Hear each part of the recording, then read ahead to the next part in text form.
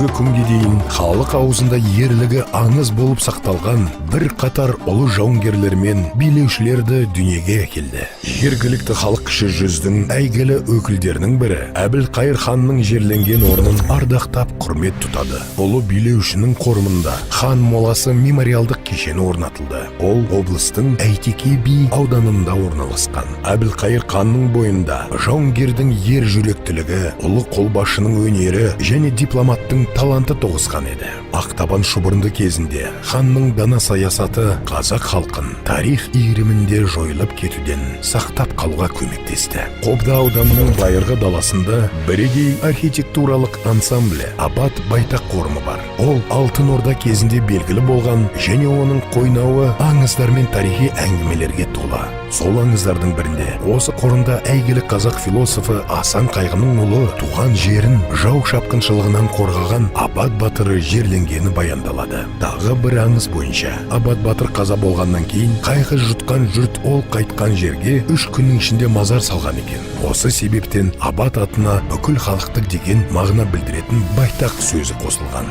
Ақтөбе облысында дүниеге келген Әлия Молдағұлова сынды нәзік бойжеткен екінші дүниежүзілік соғыс кезінде мергендік шеберлігімен вермахт солдаттарының зәре құтын алатын. Ол туған жерінен алыс аймақта қаза болды. Батыр қыз 1944 жылы 14 қаңтарда Казачка ауылын жаулардан азат ету барысындағы ұрыста ерлікпен қаза тапты. Ұрыс даласындағы ерлігі мен жауынгерлік айбыны үшін оған қаза болғаннан кейін Кеңес одағының батыры атағы берілді. Адамдар көп келетін орталық тағы бір халық қаһарманы Есет Батыр мазары. Тама руынан шыққан ұлы қолбасшы қазақ халқының тәуелсіздігі үшін күрескен батыр ретінде танымал және ол халқымыздың бір тұтас мемлекет құруына айтарлықтай үлес қосқан тұлға. Ақтөбе жері құпияға бай. Кезінде осы жерде өмір сүрген батырлар ұрпақтары сол жұмбақтарды шешуі тиіс. Мұнда барлық жерде дерлік көптеген тарихи ескерткіштерді, құлпытастарды кездестіруге болады.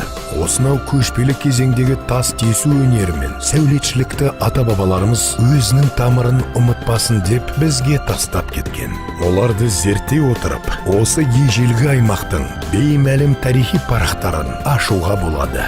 Ақтөбеге қош келдіңіздер.